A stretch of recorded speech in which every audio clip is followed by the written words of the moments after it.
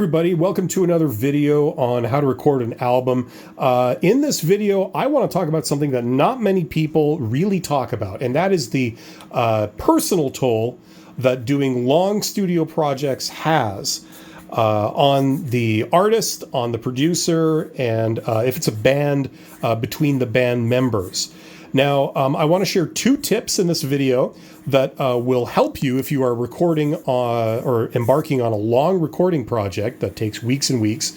You know, this will help you emerge with a product that you like, that's to your satisfaction, and the personal relationships will not be destroyed between the artist and the producer and anybody else involved.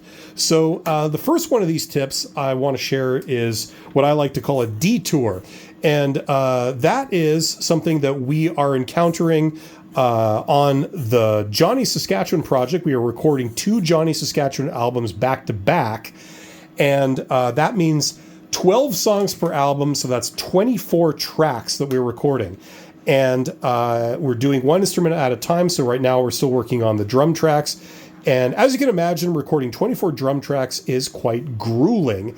And so when there's a particularly challenging track that the drummer is trying to record, instead of just pushing blindly through it and making it a thoroughly miserable experience for the musician and the producer and anyone else that's present, what I do and what I'd recommend is that you do a detour. Basically what you do is you shelve the track temporarily and work on something else that's quicker, that's easier. And so that gives the feeling of being productive, having things work really quickly. And after you've had some time away from the challenging song or part that you're dealing with, you can come back to it later and give it another try. And sometimes the time away from it is really useful. It helps get a fresh perspective on it and break through any kind of impasse. Okay, so in the Johnny Saskatchewan project that we were doing on the drum tracks, we're doing 24 drum tracks. We are on our second detour. We were recording a song that had polyrhythms. It was particularly challenging. So instead of just pushing through it, I did a detour. We worked on some other stuff in the meantime, and we're going to come back to the polyrhythm track. We also encountered a second track that was particularly hard.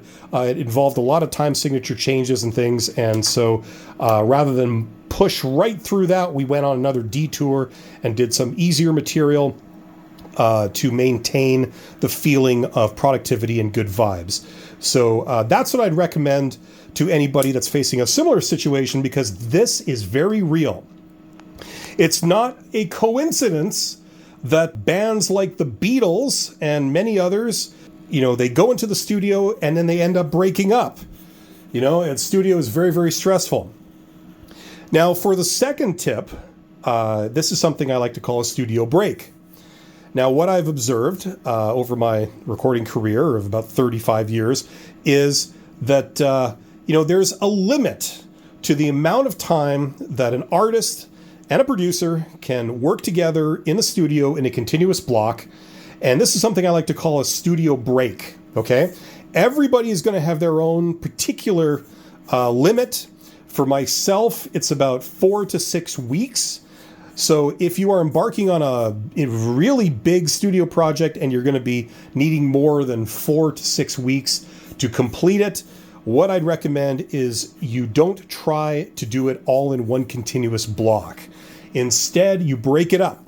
So after 4 to 6 weeks, if it's an artist or like a group, like a band or something, they should go and play live for at least a couple of weeks. Reconnect with the music, reconnect with each other if it's a group, and come in with good vibes, with fresh perspective, ready to get down to work.